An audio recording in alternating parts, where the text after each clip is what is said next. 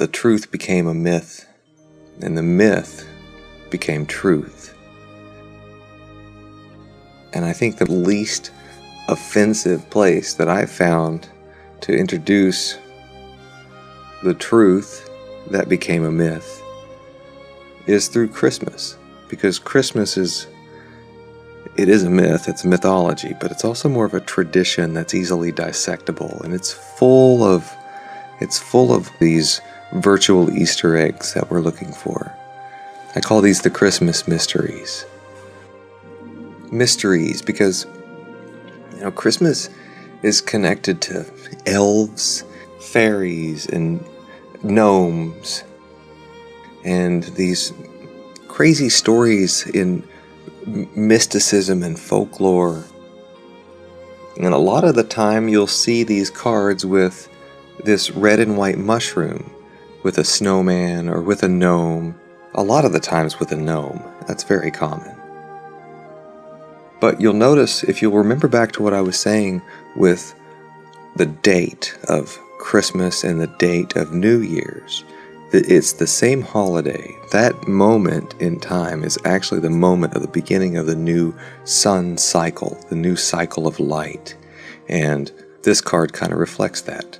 Merry Christmas and Happy New Year. It's all in one, all encompassing, with the mushroom being hung on the door for luck, or maybe there's something more to that. This mushroom does exist in nature. It's real. It's called the Amanita muscaria mushroom, or the fly agaric. Agaric just means gilled. So what happens when you eat this mushroom? Well, you get a sensation of flying. My first experience with this mushroom was just grinding the dried mushroom into a powder.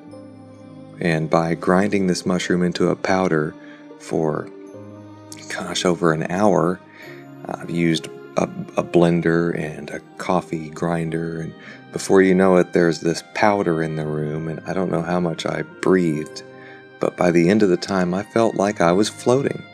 Couldn't feel my feet. I felt like I could go hiking for hours. I wasn't tripping. There was no hallucinations, but that was one of the feelings that I felt.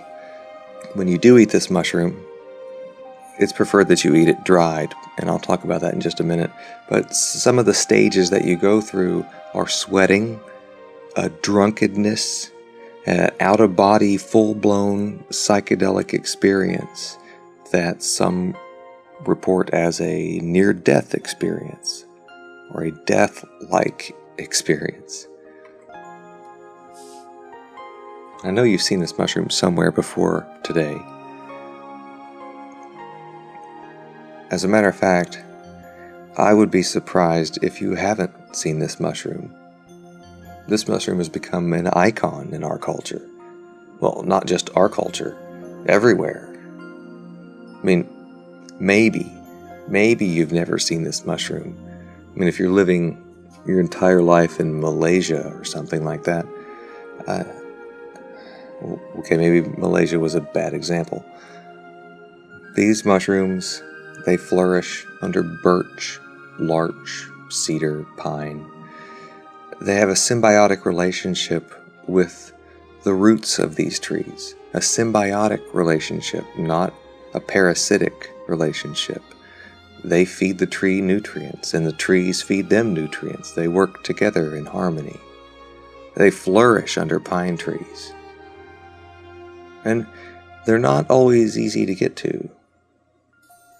When these mushrooms attach to the roots of the tree, they participate in what is called mycorrhizal symbiosis. But these mushrooms would not be able to survive without this tree. Much like a fruit wouldn't be able to survive without the tree. These mushrooms are very close cousins to the fruiting body of a tree. These are more like the secret, hidden fruit. Now we know that when it snows in Russia, it really snows in Russia, especially up in western Siberia. This is where we have to go if we wish to track down the origins of mushroom mythology. And how do the indigenous people up there live? Well, they're nomads. The shaman that live up there are nomadic. They live in a symbiotic relationship with reindeer. They help the reindeer give birth. They help the reindeer find food. They migrate with the reindeer. Of course, they eat the reindeer and they use every part of the reindeer in their life. One of the interesting things that they do when the animals migrate is they pack up their homes and migrate with them. Well, the shamans of Northern Europe, particularly Siberia and Lapland, held a position I don't think very different from shamans of anywhere else around the world, that very important position of a person who acted to help both the physical and the spiritual needs of their people. They were a mixture of a doctor and a religious person, all rolled into one, and a counsellor as well, important people. But the shamans of the area I'm interested in were those who were associated with tribes like the Sami people, who for thousands of years have made their life and their living from reindeer. Not as easy as doing it from, say, cattle or sheep, because reindeer are nomadic animals and they need to move to different pastures, different times of the year. They give birth at different places from where they overwinter. So the people who are looking after them, including the shamans, need to travel, and therefore they need a portable form of tent, a form of yurt in a sense, and they need to be intimately involved with the animals. They help them give birth, they protect them. I find it a wonderful way of life. In return, they get the meat, they drink the blood, they get the milk, they get the skins for their yurts, they get their clothing. It's very much a symbiotic relationship. We've been using inebriants and things to get out of our head for as far back as we can trace human history. These shaman that migrate with the reindeer, when you think of Russia, you think of maybe vodka, right? But not only can you not brew alcohol at minus 40 degrees below, and even if you could, it'd be very time-consuming and very heavy to carry around when you migrate from one place to the next. But eating that mushroom that contains a poison called ibotenic acid, when one of the symptoms of eating this poison is increased body temperature and sweating, that actually might come in handy. You might not even break a sweat. You might just raise your body temperature to the point where you're more comfortable. Now the reindeer, they love the Amanita muscaria. They love to eat it so much that they often beat the shaman to the flush. And this is a really good way to call and count the reindeer. You gather a few mushrooms because you know that they love these things, and they come running over into one location. Just put some bells on your boots every time it's mushroom feeding time, and Pavlov's dogs are Pavlov's reindeer all of a sudden. But also they would have helped with the herding of the reindeer. We know that the reindeer also love the red and white mushroom, and sometimes the red and white mushrooms are put out to bring the reindeer down from the mountain areas so that they can be counted, so that they can be culled. There's even lovely examples where reindeers discovered that human urine can sometimes be of interest too. Early travellers had lovely experiences where they went out behind the hut to have a wee, and the reindeer came crashing down after them. So, interesting experiences. The shaman, the reindeer, the mushroom, the peoples, and it was part and parcel of it, knowing about the seasons, of realising that one went to the gods to find out what was wrong with someone. The shaman would come in down the chimney. There was only one opening to the yurts. The smoke from the fire went out that same opening. So coming down the chimney, as the typical Father Christmas figure is still there with this earlier shaman figure. But of course the shaman was bringing more important gifts, because the gift of healing of a medicine person is, to my mind, much more important than any physical gifts which we often associate with Christmas today. Well, one thing is for sure, there was a human-animal connection between the reindeer and the shaman. Just between my dog and I, we have this amazing connection, but just imagine being responsible for an entire herd of reindeer. And notice how wet my dog's nose is. Animals have a tendency to do this. They kind of froth at the mouth and the nose. And with this white dog here, you can tell that it's been eating kibble with its wet snout, and the dog food has discolored the dog's fur around his nose. Well, look who else has white fur around their nose. And instead of this fur getting wet and turning brown when they eat brown dog food, their fur gets wet and it will turn red as it eats the red mushroom. So yeah, perhaps there is a connection between the Siberian shaman, who is shown to us today dressing in the colors of the mushroom by tradition, and his reindeer companion, who also eats the same mushroom, as they fly through the sky together, flying through the air with the Amanita muscaria. This has been shown in artwork and Christmas, New Year's cards, all throughout our past. My friend Clark Heinrich let me use some of his photos from his book and from his lectures. I strongly encourage you to check out his work. A good place to begin is Magic Mushrooms and Religion and Alchemy. And again, his name is Clark Heinrich. So here you kind of see the boneyard. Only the caps are used and the stalks are discarded. And unlike some mushrooms where you just see these little buttons growing on the ground, these mushrooms, the Amanita muscaria, can get quite large.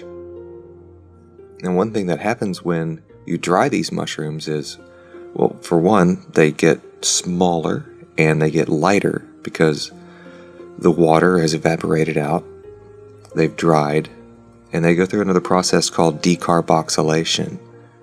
Now, I'll talk about decarboxylation in just a second. But one thing that happens in this decarboxylation process is the ibotenic acid, which is kind of an unsettling chemical to have in your system. It's what causes all of the sweats and the nausea. This ibotenic acid evaporates with the water. It leaves the mushroom during this decarboxylation process. And the mucimol, which is the active ingredient, intensifies.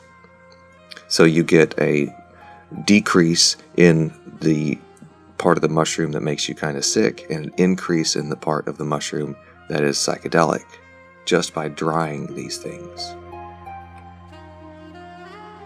So you can imagine the shaman walking through the pine forest looking for these mushrooms, and he knows where to look because they are the gifts hidden underneath the Christmas tree. But now the shaman is faced with a challenge because these mushrooms are heavy, they're large, and if he's going to fill a giant sack full of these things and take them back to where he's going to dry them out, the weight of the heavy mushrooms on the top of the bag are going to crush all of the wet mushrooms on the bottom of the bag, and by the time he gets home, he's going to have mush. So the solution to this problem is to find a tree in a central location, and you hang your mushrooms on these trees and let them dry in the sun as you go collect more mushrooms. And by the end of the afternoon, you have decorated your Christmas tree. And these Amanita muscaria Christmas tree ornaments are some of the oldest and most traditional Christmas tree ornaments that you can find. Now, for personal use, the shaman would hang their wet stockings over the hearth of the fireplace, and they would have warm stockings in the morning.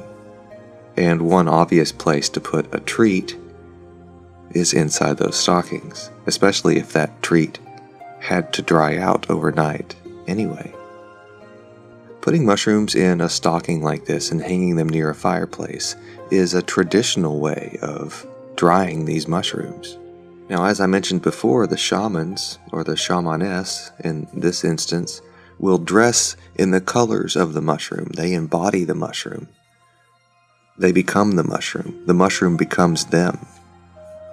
Shamans all over the planet have tried to either personify their sacred plant or personify the effects that they feel when they've ingested these plants. So it's really no surprise when we see Santa Claus standing on a rooftop dressed in red with white trim, carrying a whole big bag full of goodies. Now, looking down the chimney is a different story. That has a different connection. We can get into that. The yurts, the homes or the yurts that these nomads in Siberia would live in. They would pack these things up and move them whenever they would migrate. The central entrance and exit was in the rooftop, and this is the same hole that the smoke would go through as the fire was set directly below it. This was their chimney, and this was also their front door. And it may seem a little bit silly to put the front door of your house in the ceiling, but here's what their yurt would have looked like after the snowdrifts came in the middle of the night. You can't put a door on the side of these things because it will get snowed over. And this will also explain the pitter-patter sound of reindeer on your rooftop. You see, Clement Clark Moore wrote that poem in New York after interviewing people who came from all over the world. These legends came from all over the planet, not just Clement Clark Moore's mind. Now, the ascent up and down the ladder or up and down the chimney is symbolic of climbing and descending the world tree, the axis of the earth. And we'll continue with ladders and their significance in just a little while. But for now, I don't advocate children drinking or eating mushrooms or cleaning chimneys for that matter. But so it's very important to realize and remember that there's always a history beyond the tradition. There's always a history beyond the tradition and the ritual. My friend Waldeck Borowiecki is an amazing initiated artist, and I'm going to show some of his artwork periodically through the rest of this slideshow. I mean, if a picture can say 1,000 words, then a symbol can say 10,000 words. Symbolism is it is a language in and of itself. The alchemists were especially good at this. Telling a story with pictures is easy to do, but hiding a story within a story told in pictures is not so easy. When you hide something like that, whether it's intentional or unintentional, it falls into the realm of the occult. Anything that is hidden falls into the realm of the occult. And the occult is taboo. Even something as innocent as discussing the reason Easter falls on a different day every year. This is also occult. But what is occult ethnomycology? Occult being the knowledge of the hidden, and ethnomycology would be a study of the historical uses and the sociological impact of these mushrooms. Some people are surprised when they hear that entheogens, psychedelics, actually play a role in our myths and religions and folklore. But this subject is so amazingly deep. These, as I like to refer to them, these virtual Easter eggs, they've been hidden so well, so blatantly in plain sight. One of the places to find them is within the Dead Sea Scrolls. Many stories in the Bible are not original, including the story of Jesus. You know, history is written by the victors, right? So the Dead Sea Scrolls, These scrolls remained untouched until their discovery in 1946. So why is this important? Well, because this proves that these scrolls, unlike the Bible, remain unedited to this very day. The Essenes branched from Judaism and flourished during the 2nd century BCE to the 1st century CE, exactly when these scrolls were written. The Dead Sea Scrolls are often referred to as the library of the Essenes. Some scholars contend, and I agree, that John the Baptist and Christ were Essene. And if Christ was real, he was an Essene. And when he was put to death, his disciples hid their mysteries. And they were soon contained within these very scrolls, and they remained unedited, untouched, until 1946. And anybody that knows anything about religious history would know that these scrolls are a big deal. They were written during the time and at the location where Jesus is said to have lived. These were important documents, make no mistake about it. So what happened? In 1946, when these scrolls were discovered, what happened? The church jumped. That's what happened. A team consisting of the world's best translators was assembled. And this man here was called into action, John Marco Allegro, considered one of the world's leading philologists in regards to Middle Eastern and Mediterranean languages. He was the best of the best. He was one of the original team members, and he was the only philologist on the international team of translators. The only philologist. Oh, he was also the only original member who finished his assignment. John Allegro worked on these scrolls for 14 years. He didn't just take a look at it and then come to a conclusion.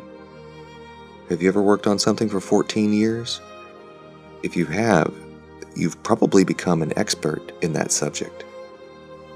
And after 14 years working on the Dead Sea Scrolls, Allegro announced that the entire Christian religion was based on a huge misunderstanding. Uh-oh, he wasn't supposed to say that. That's not what they hired him to say. He said that the whole of Christianity is based upon fertility cults and psychedelic mushroom use. Uh-oh, that'll get your career destroyed. And of course his career was destroyed. But he stuck to his findings even when it cost him his job and his reputation. He believed that Jesus was the mushroom. I believe that Jesus was a person speaking in parables, playing the role of the mushroom in a mystery play. This was one way to throw off the Romans. Today, most of the stories in the Bible are still told in parables. So I believe that speaking as the mushroom, take and eat, this is my body, was a way of hiding the recipe itself, the ingredient. So here are some things that John Allegro had to say during an interview. Now imagine how this must have sounded to the uneducated. And who was educated about these things? No one. So just set your mind back in the times when everything was black and white, and listen to what John Allegro said on television. I'm puzzled. Are you really seriously suggesting that Jesus Christ was a mushroom? Put pretty blankly, yes. Surely you don't suggest that Jesus Christ and his various disciples were not human creatures. Yes. You are dealing with a secret cult, a secret society. The stories of the New Testament contain certain incantations, certain magic names, which were really the names of the mushroom. No, but the writers, Matthew, Mark, Luke, John, these men who wrote the story, you are telling me they did not exist? No. None of them existed? No, it's part of mythology. It's part of mushroom mythology. Now, I think the host might have just thrown up in his throat a little bit, but it serves him right if he thinks a guy named Mark walked around Palestine back then, writing things down. He's naive. He hasn't done the study. He doesn't really know the history.